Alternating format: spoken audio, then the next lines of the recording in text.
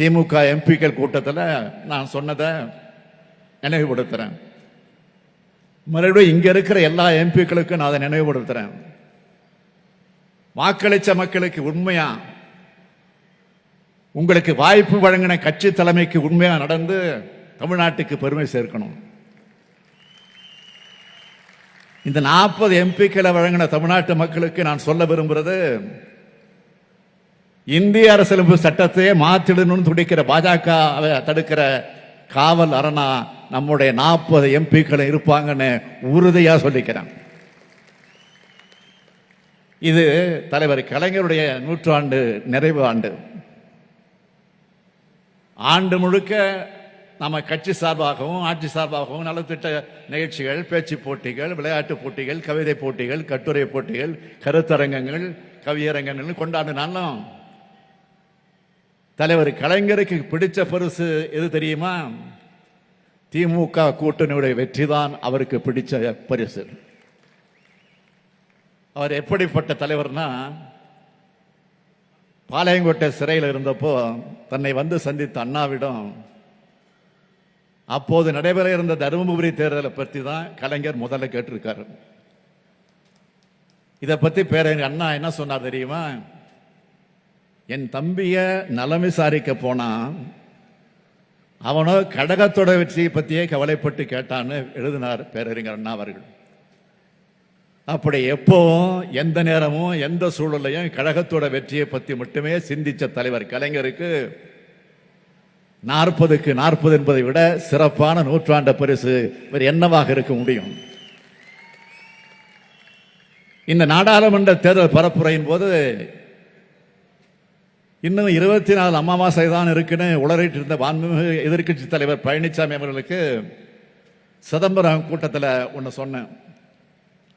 சட்டமன்ற தேர்தல் வரட்டும், அதிமுக கிட்ட இருக்கிற தொகுதிகளையும் சேர்த்து திமுக பறிக்கும், இது உறுதி. தானவத்தில் சொல்லல, தமிழ்நாட்டு மக்களுக்கு நாங்கள் செய்ய போற நன்மைகள் மேல நம்பிக்கை வச்சு சொல்றேன்னு சிதம்பரத்தில் பேசினேன்.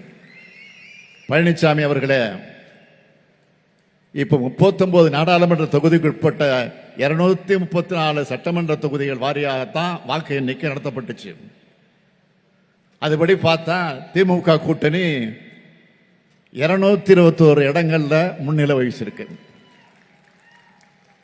அடுத்து இன்னும் கொஞ்ச நாள்ல விக்கிரவாண்டி இடைத்தேர்தல் வர இருக்கு. அந்த தேர்தலிலும் நம்முடைய கூட்டணி வேட்பாளர் அன்னியூர் சிவாதான் பெருவாரியான வாக்கு வித்தியாசத்தில் வெற்றி பெறப் போகிறார். தொடர் வெற்றியால் எனக்கு மமதை வந்துடல, ஆணவம் வந்துடல, மாறாக எனக்கு நம்பிக்கையும் மகிழ்ச்சியும் கொடுத்திருக்கு. நம்முடைய உழைப்பு வீண் போகல என்ற மனநிறைவு கொடுத்திருக்கு.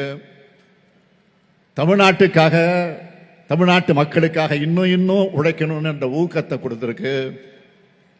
இந்த மேடையில் நின்று வாக்களித்த மக்களுக்கு நான் அளிக்கிற உறுதிமொழி என்னவென்றால், எங்களை நம்பி பொறுப்புகளை கொடுத்திருக்கீங்க. உங்க நம்பிக்கை நிச்சயம் வீண் போகாது. உங்களுக்காக உழைக்கிறது தான் எங்களுடைய கடமை. எங்களுடைய கடமையை நாள்தோறும் செய்ததுதான் நாங்கள் உங்களுக்கு செலுத்துகிற நன்றி. அந்த நன்றி உணர்வோடு சொல்றேன், இனி தமிழ்நாட்டில் எப்பவுமே நம்முடைய திராவிட மாடல் ஆட்சி தான் என்ற நிலையை உருவாக்குவோம். வர இருக்கிற சட்டமன்ற தேர்தலில் 200க்கும் அதிகமான தொகுதிகளை நம்முடைய கூட்டணி கைப்பற்றுச்சு என்ற இலக்கை நோக்கிய நம்முடைய பயணத்தை இன்றிலிருந்து தொடங்குவோம். 2026ஆம் ஆண்டு சட்டமன்ற தேர்தல் வெற்றிக்கு இந்த வெற்றி விழா கட்டியம் கூறட்டும். தலைவர் கலைஞர் புகழ் வாழ்க, தமிழ்நாடு வெல்க. நன்றி, வணக்கம். செய்திகளை உடனுக்குடனும் துல்லியமாகவும் தெரிந்து கொள்ள சப்ஸ்கிரைப் பண்ணுங்க.